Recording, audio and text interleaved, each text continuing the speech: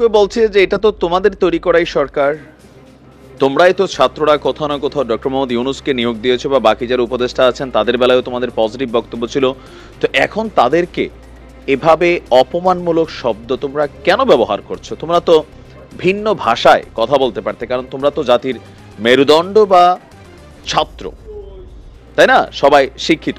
এখন দেখেন প্যাচ কি লাগছে কোথায়, আমাদের এই ডক্টর মোহাম্মদ ইউনূসের সরকার আসলে কি বাংলাদেশকে খুব সুন্দরভাবে চালাতে পারছে না?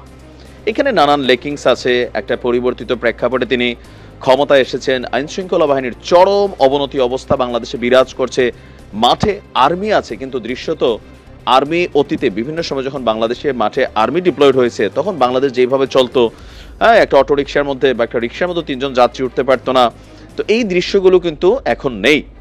মানে কার্যত আর্মি যে আছে এটা বোঝারই সুযোগ নেই। তো এরকম নানান কিছু আসলে এই মুহূর্তে আছে। এর মাঝখানে বৈষম্য বিরোধী ছাত্র আন্দোলনে যারা অংশগ্রহণ করেছিল এদের মধ্যে 3 জন ছাত্র বা ছাত্রী সহ তাদেরকে গুপ্ত হত্যা করা হয়েছে, দাবি হচ্ছে বৈষম্য বিরোধী ছাত্রদের। তো সেই খুনিদেরকে 24 ঘন্টার আলটিমেটাম দিয়েছে শিক্ষার্থীরা গ্রেপ্তার করতে, বা যদি না হয় তাহলে যে ভাষাগুলো ব্যবহার করা হয়েছে আমার মনে হয় এই ভাষাগুলোতে একটু পরিবর্তন আনা দরকার। বলছে যে হেঁচকা টান মাইরা একদম উপদেষ্টা পদ থেকে সরাই দিবে। তো এই সম্মান যদি আমরা এখনো দিতে না পারি, আগের রাজনৈতিক দলগুলোর মতন আমরা একে অন্যকে আক্রমণাত্মক ভাষায় কথা বলি, আমরা ভাবি যে আমাদের হাতে এখন ক্ষমতা আসছে, যা খুশি তাই করব, তো ভাই তোমার মধ্যে আর ছাত্রলীগের মধ্যে পার্থক্যটা কোথায় রইল? মব জাস্টিস হচ্ছে বিভিন্ন জায়গায়, তোমরা যখন এই কথা বলবা তোমাদের অনুসারীরা গিয়ে ঝাঁপাই পড়বে, এটা তো হচ্ছে বাস্তবতা। আজকে আমরা যদি দেখি রাজধানী টিএসইউ রাজু ভাস্কর্যের সামনে আরেকটা প্রতিবাদ সমাবেশ হয়েছিল, সেখানে বলা হয়েছে যে সার্বভৌমত্ব আন্দোলনের ব্যানারে অংশ নেওয়া শিক্ষার্থীরা বলছে বাংলাদেশকে সুরক্ষিত রাখতে হলে অভ্যুত্থানকারী বিপ্লবীদেরকে সুরক্ষা দিতে হবে, 24 ঘন্টার মধ্যে যারা গুপ্ত হত্যাকারী তাদেরকে গ্রেপ্তার করতে হবে, আর যদি না হয় তাহলে আইন, স্বরাষ্ট্র ও পররাষ্ট্র উপদেষ্টার বিরুদ্ধে আন্দোলনে নামা হবে। এই যে কথায় কথায় আন্দোলন, কথায় কথায় রাজপথে নেমে যাব, এগুলা কিন্তু নান্দনিকতা হারাচ্ছে। তোমরা সারা বাংলাদেশের তারা এই মুহূর্তে আমার মনে হয় আর কি যে ছাত্ররা মাঠে নেমা অন্তত আইন উপদেষ্টা আসিফ নজরুলকে সরানোর ক্ষমতা তোমাদের নাই, আর এটা তোমরা পারবা না। বিএনপি এটাতে বাধা দিবে, সরকারও, ইউনূস সরকারও এটা শুনবে না, বা তোমাদের যারা বন্ধুর উপদেষ্টা পদে আছে তারাও এটা মানবে না। স্বরাষ্ট্র পররাষ্ট্র তাদের বেলাও হবে না। এখন স্বরাষ্ট্রের উপরে কেন দায়টা আসে? মেইন কারণ হচ্ছে যে যেহেতু আমাদের পুলিশ সহ বিভিন্ন সেক্টরগুলো তাদের সাথে কানেক্টেড। বলা হচ্ছে যে সম্প্রতি 5 বিপ্লবীর হত্যাকাণ্ডে জড়িতদের আগামী 48 ঘন্টার মধ্যে গ্রেপ্তার করতে হবে ইনকিলাব মঞ্চ, তারা এই দাবি জানিয়েছে। হাদি শরীফ ওসমান হাদি সংগঠনের মুখপাত্র, তিনি বলছেন যে জুলাই বিপ্লবে নেতৃত্ব দানকারী ছাত্র জনতাকে জঙ্গি লীগের গুপ্ত হত্যা এবং বিপ্লবীদের নিরাপত্তা প্রদানে ব্যর্থ সরকার তো কিভাবে দিবে? প্রত্যেকের পিছনে কি 2 জন করে পুলিশ লাগাবে? এটা তো অসম্ভব, তাই না? এটা কোনোভাবেই সম্ভব না।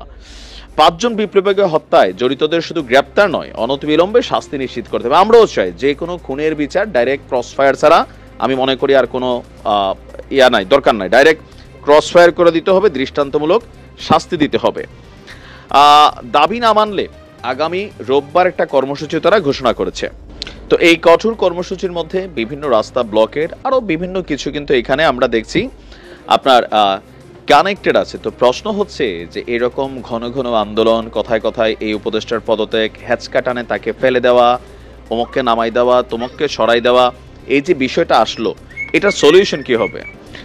আমার মনে হয় যে যারা সমন্বয়করা আছে, প্রতিবাদ অবশ্যই, যে কোনো হত্যাকে আমরা সমর্থন করি না, আবার যে যারাই হত্যা করুক, আইন আছে ভাই দেশে, আইনের সুশাসন প্রতিষ্ঠিত করতে হবে।